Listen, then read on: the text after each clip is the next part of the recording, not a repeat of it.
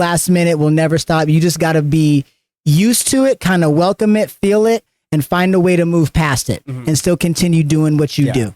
So, man, I love that shit. Yeah. Just fucking taking all your energy. That's it, brother. But let's talk about what I got up here.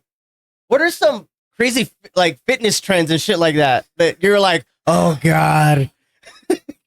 Let's talk about some fitness trends. You're like, oh my God. I'm like, okay. Weird or just not, you don't understand. Like, okay. Like CrossFit, I never got it.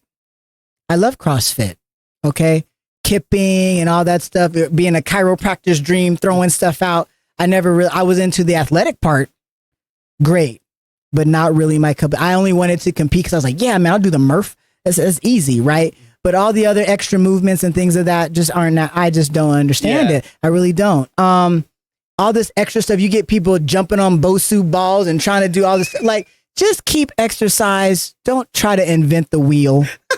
You know what I mean? Just keep it basics. I'm not talking about improved machines or anything like that, but I'm like, why are we swinging across the gym and then doing cartwheels? And, but you know what I'm saying? Just trying to just keep it basic. Keep it basic. You know what I'm saying? Just basic diet, basic exercise, and just live a healthy life. Like, I know people try to do the next Superman, be the next biggest thing. And that's fine. Kudos to them. I'm just saying injuries do happen.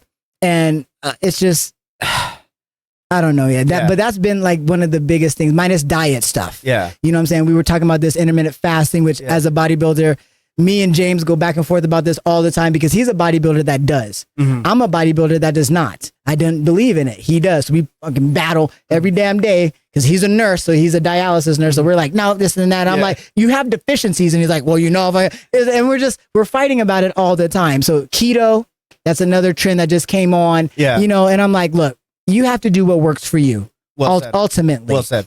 So I may sit here and talk shit and blah, blah, blah. But if flipping off stuff and jumping on Bosu balls and swinging and CrossFit works for you, it makes you happy, fuck it. Yeah. Go ahead and do it. I just don't get it. Yeah. And that's fine. You may not get bodybuilding. Yeah. Cool. I ain't going to hate on you. We'll sit there and have a conversation about it. At the end of the day, I respect it. You respect me. I respect you. And we keep it pushing. Yeah. Yeah. So, I mean, other than that, go ahead. Yeah. No, I would just say, like, I like the trends, like, I always get tripped out and people, like, always trying to find shortcuts for shit. Yeah.